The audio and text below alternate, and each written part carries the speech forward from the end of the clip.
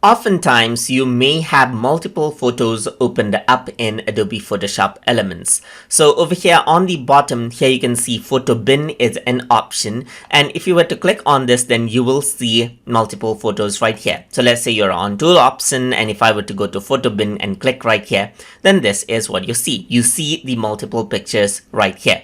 So I can go around over here and then choose different photos according to how I like right here. So you can see that it'll show up the open files right here, just like this, and you can show the file selected in Organizer as well if you're using the Organizer. But we are going to focus right now over here on the Photo Bin on here itself. So if you were to go around over here, then you can see that you can print the bin files over here just like this as well. So you can go around and use the print option right here from the little menu that you see right here, and you get the print option from over there as well. Besides that, you can go around and save the bin as an album over here. So let's say I'm just going to go around, save it out as an album right here. So it gives me an option to save out everything as an album over here, just like this as well. So you can go around and then you can see that each of the photos that you see over here that is opened up, it'll prompt you to save it one by one right here so that you don't forget to save any one of them.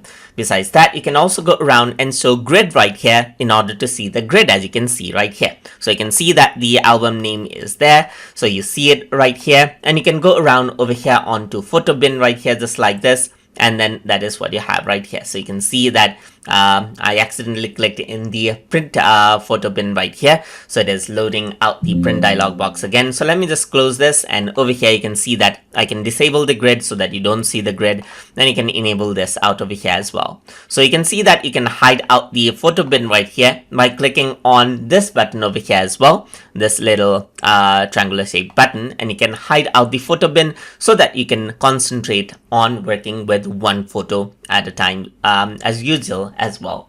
And that is how you can use the bin file view inside of Adobe Photoshop Elements. So I hope you guys learned something as always. And as always, please like, comment, share, and subscribe.